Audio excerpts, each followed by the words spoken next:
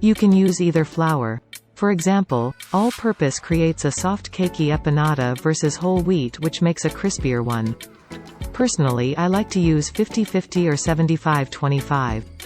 Because the whole wheat flour makes it easier to manipulate sticky dough from shrinking so much compared to using 100% all-purpose flour. Now we are going to give it a good stir, to make sure we properly mix in the salt. You can use any salt you like, I just happen to have pink Himalayan salt at hand. This will be the last time you use any other utensil besides your hands, so make sure to wash up because the fun is about to begin.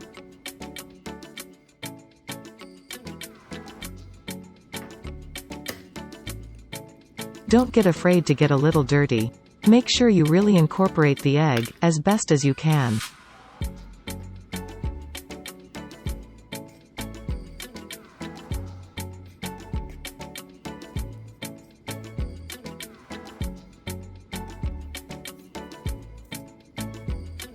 Now you're going to add in your butter and mix until it gets grainy.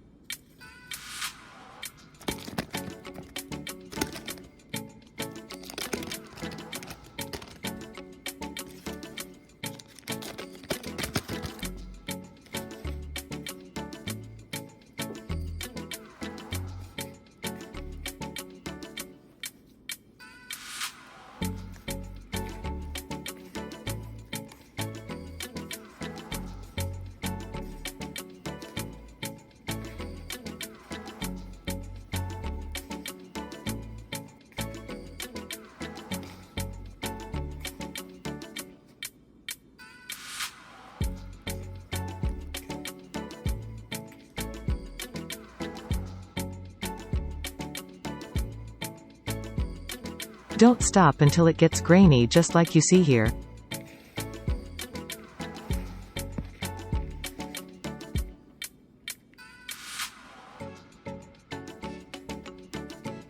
Add in the sugar, and it will get more grainy. But this is okay because you want this type of consistency.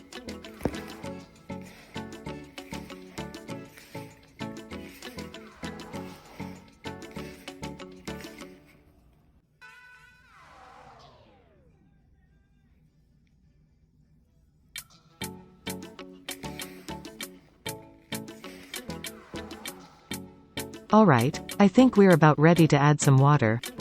Add in very small portions of water. Do your best to not pour too much at a time, or you will need to then add more flour. Don't worry, I know you got this.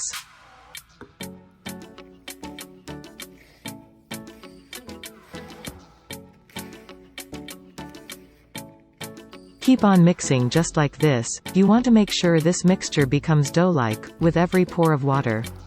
This way you will know when to stop pouring.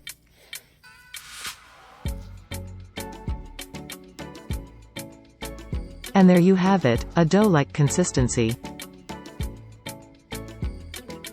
Go ahead, toss out the rest of the excess water.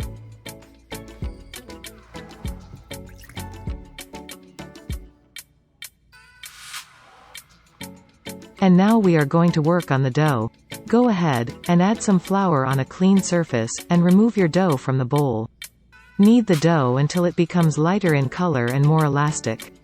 You will know when it becomes elastic, because as you pull the dough away, it shrinks.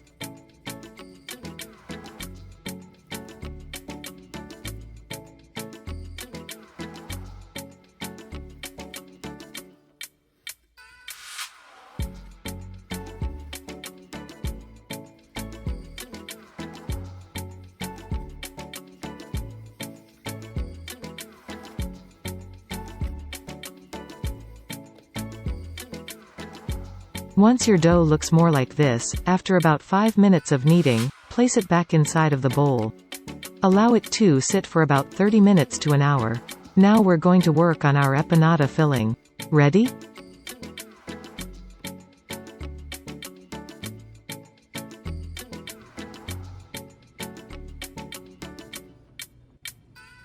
Let's begin with adding olive oil to the pan. Add a couple of tablespoons to the pan.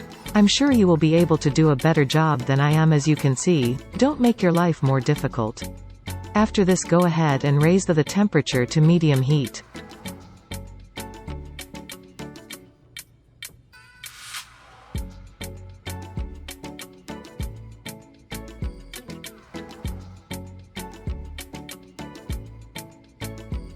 Once the pan heats up, add your onions and garlic and simmer for approximately 5 minutes.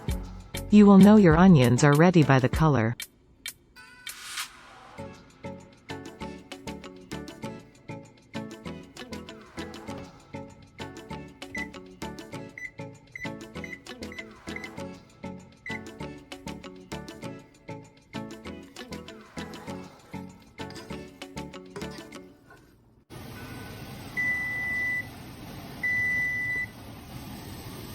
They will turn from a bright purple to a light translucent pinkish purple.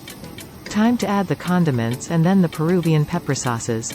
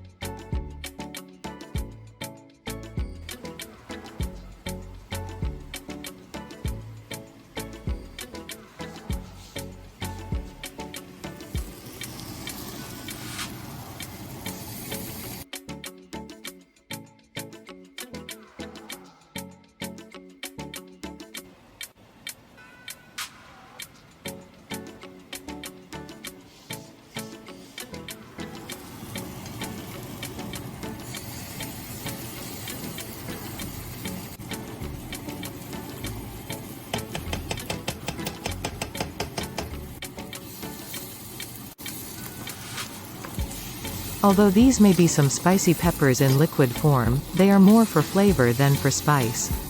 There may be options at your local Oriental markets that sometimes provide peppers without the spice. I understand that sounds crazy, but it's true. Let's lower the heat to low-medium and allow to simmer for another 5 minutes. Keep an eye on this, you don't want to burn it. It will have a real bright red-orange color. After 5 minutes we're going to add the meat.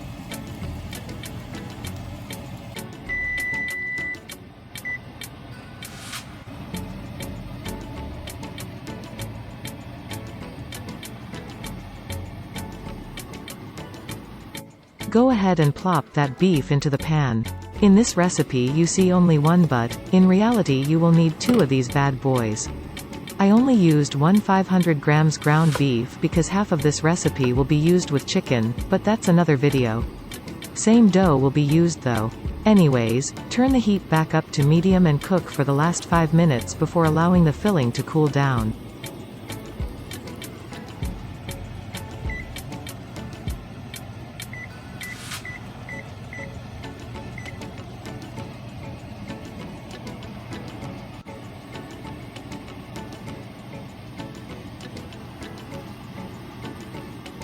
You want to mix the filling a little bit before actually turning off the heat.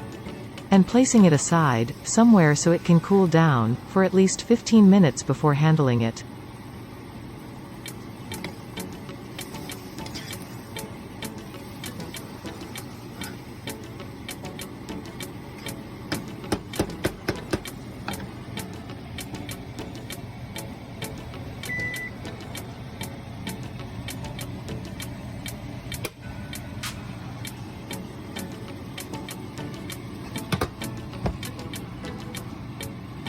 It's time to preheat the oven to 365 degrees Fahrenheit. Depending on your oven, you can heat it anywhere from 350 to 365 degrees. The amount it will take to cook can also vary, anywhere from 25 to 30 minutes. Now let's get back to that dough. Remove the dough and use a rolling pin to create a thick sheet.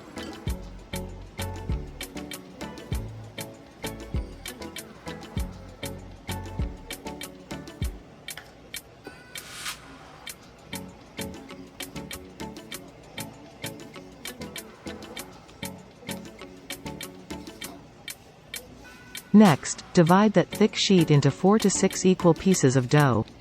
After that, roll each piece into a ball and now you will have 4 balls of dough. Work on each one by rolling out a sheet that's 1/4 to 1/2 thick.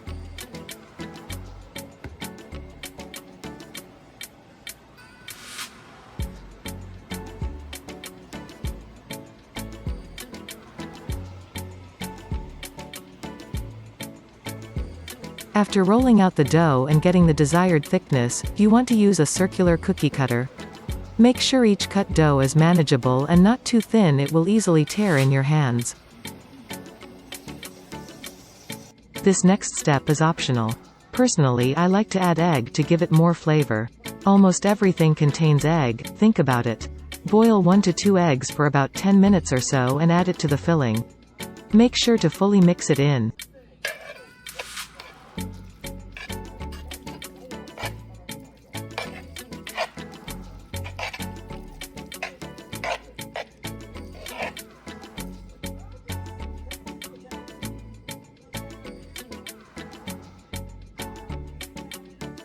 Now that we have our dough in disc shapes, we're going to prep the disc with some water. I like to stretch and flatten the outer edges. Reason I like doing this is because it makes the disc a lot easier to manage, as well as closes the empanada's edges, so that the inside filling doesn't spill out.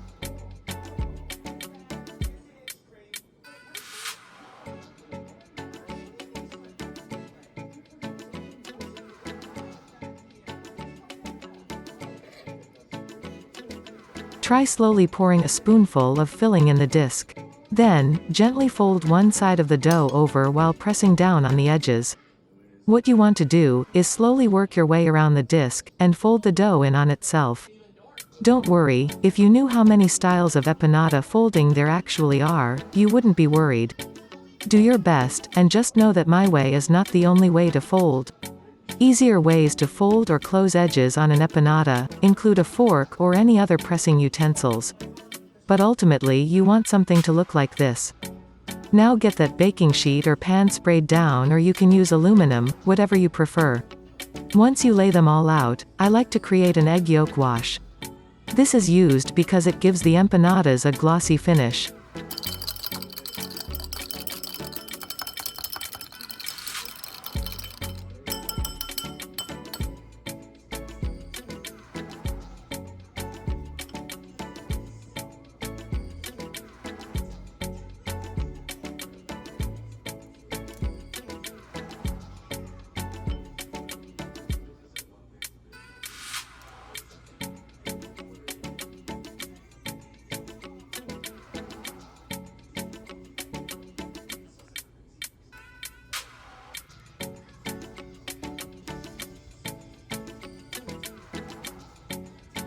Do your best not to get too much egg on your sheet. Try not to be too reckless like me. Now they are ready to cook for 30 minutes on 365 degrees Fahrenheit.